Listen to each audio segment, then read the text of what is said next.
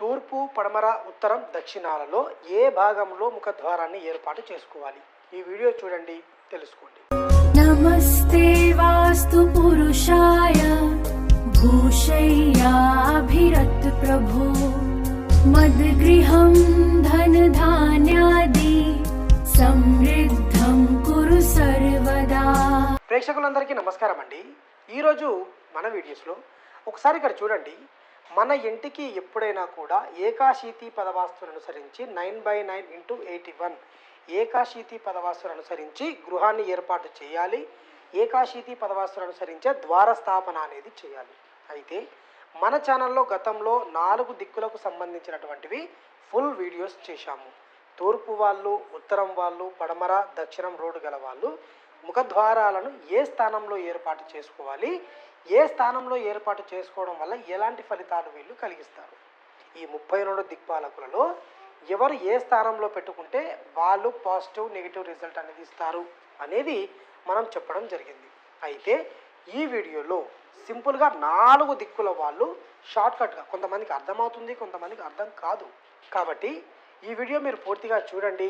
ఏ స్థానంలో పెట్టుకోవాలి అనేది క్యాలిక్యులేషన్ చేసుకోండి. ఇది ఒక ఇంటి నమూనా.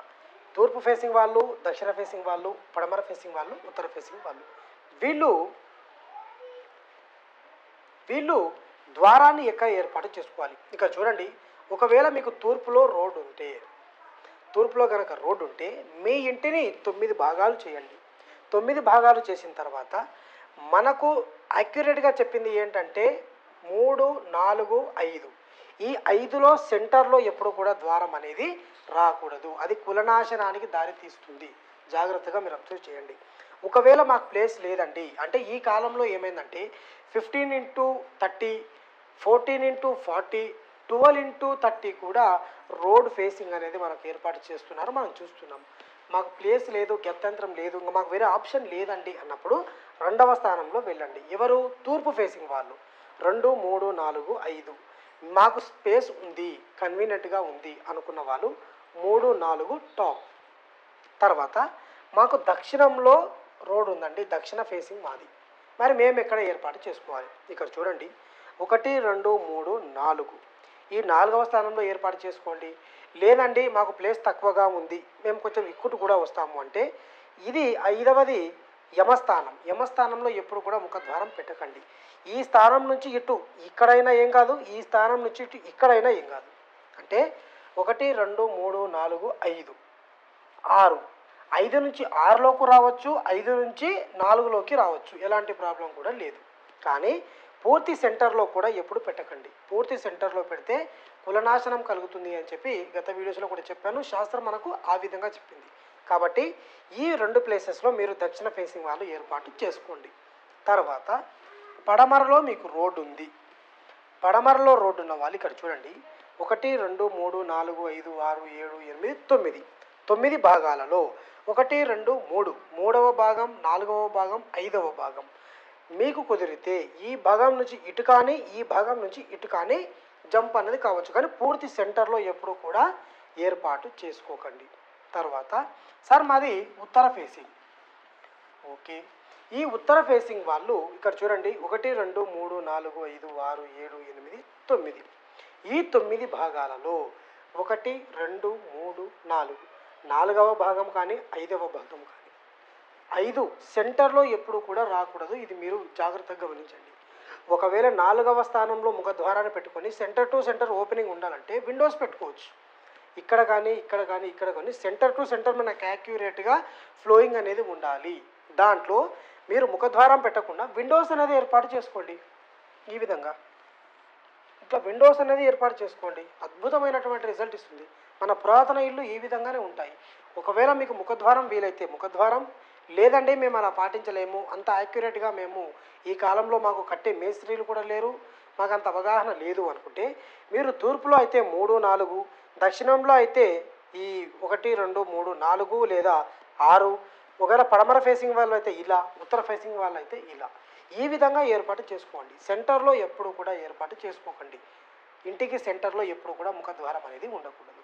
కాబట్టి ఈ 4 దిక్కుల వాళ్ళు మీరు ఈ విధంగా క్యాలిక్యులేషన్ చేసుకోండి. ఈ దిక్పాలకులను అనుసరించి మీ ముఖద్వారాన్ని ఏర్పాటు చేయండి. ఏకాశితి పదవాస్తులు అనుసరించే మీరు గృహాన్ని ఏర్పాటు చేయాలి. దీన్ని అనుసరించే మీరు ద్వార స్థాపన చేయాలి. ఈ నియమాలన్నీ కూడా మీరు పాటించండి. చాలామందికి కూడా ఇవి తెలియదు. తెలియక ఏం చేస్తున్నారంటే ఇక్కడ నుంచి ఇక్కడ ఉచ్చ భాగాలు, ఇక్కడ నీచ భాగాలని తూర్పు ఫేసింగ్ వాళ్ళు ఈశాన్యంలో, దక్షిణ ఫేసింగ్ వాళ్ళు దక్షిణ ఆగ్నేయంలో, పడమర ఫేసింగ్ వాళ్ళు పడమర వాయువ్యంలో, ఉత్తర ఫేసింగ్ వాళ్ళు ఉత్తర ఈశాన్యంలో. అంటే మీరు ఇక్కడ చూడండి, ఇప్పట్లో ఎలా ఏర్పాటు చేస్తున్నారంటే ఈ స్థానంలో ఇలా ఈ విధంగా ఏర్పాటు చేసుకుంటున్నారు. ఎందుకు? ఇవి ఉచ్చ భాగాలు, ఇవి నీచ భాగాలు. ఈ విధంగా ఏర్పాటు చేసుకుంటారు. మరి దీనికి ప్రామాణికం ఏమిటి?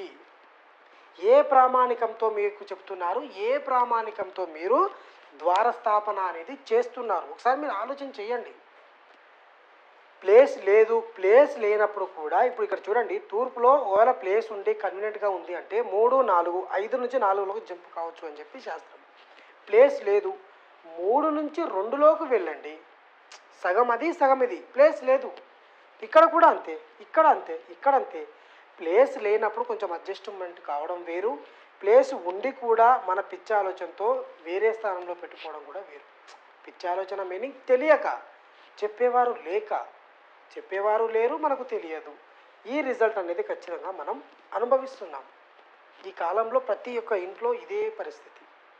ద్వారస్థాపన అనేది చాలా ఇంపార్టెంట్. ఇంటికి ఎంత ఇంపార్టెంట్ అంటే మన శరీరానికి ఒక గుండె, ఒక నోరు, ఒక కళ్ళు ఏ విధంగా అయితే మనకి ఈ నవరేంద్రియాలు ఇవన్నీ కూడా పనిచేస్తున్నాయో మన ఇంటికి ఇవి కూడా ఇంతే ఇంపార్టెంట్. వీటిని బట్టే డిసైడ్ అవుతుంది ఇంట్లో మీరు ఏ విధంగా ప్లాన్ తీసుకున్నారు అని. దీన్ని బట్టి చెప్పొచ్చు ఆ ఇల్లు యోగిస్తుందా, యోగించదా, ప్రతిఫలిస్తుందా, ఇవ్వదా, ఆ ఇంట్లో ఉన్న వాళ్ళు ఎలా ఉంటారో, వాళ్ళ స్థితిగతులు ఏమిటి, వాళ్ళ ఎదుగుదల ఏమిటి, వాళ్ళకి ఎంతమంది సంతానం, వాళ్ళు ఏ జాబ్లలోకి వెళ్తారు, ప్రస్తుత వాళ్ళ పరిస్థితి ఏమిటి, ప్రతి ఒక్కటి కూడా మనం దీన్ని బట్టి అంచనా క్యాలిక్యులేషన్ అనేది వేసుకోవచ్చు.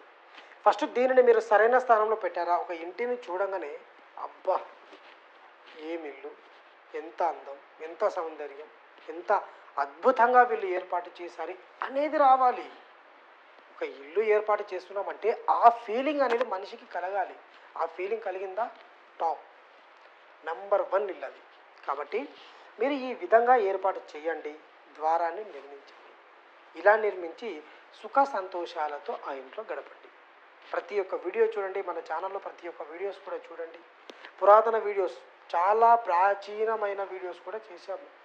ఇంతవరకు ఎవరు చెప్పనటువంటి కంటెంట్ కూడా మన ఛానల్లో ఉంది. మీరు చేసేదల్లా ఒక్కటే, చూసిన ప్రతి ఒక్క వీడియో కూడా లైక్ చేయండి. ఎందుకంటే మీరు చేసే ఒక్క లైక్ వల్ల నెక్స్ట్ మీలాంటి వాళ్ళకు కూడా సజెషన్ చేసే అవకాశం ఉంటుంది. వాళ్ళకు ఈ విషయాలు తెలియక సరైన స్థానంలో పెట్టుకోక ఎంతో ఇబ్బందులు పడే వాళ్ళకు కూడా మీరు హెల్ప్ చేసిన వాళ్ళు అవుతారు. కాబట్టి వీడియో లైక్ చేయండి, మీకు తెలిసిన వాళ్ళకు షేర్ చేయండి. ఈ మిస్టేక్స్ కాకుండా చూడండి. ఇలాంటి వీడియోస్ మరిన్ని మన ఛానల్లో ఉన్నాయి, చూడండి. ప్రతి ఒక్క వీడియో కూడా చూసి వాస్తు గురించి తెలుసుకొని, వాస్తు అవగాహన తెలుసుకొని గృహాన్ని నిర్మించండి. ఈరోజు చెప్పిన వీడియో మీ అందరికీ అర్థమైందని నేను అనుకుంటున్నాను. మరొక వీడియోతో మళ్ళీ కలుద్దాం.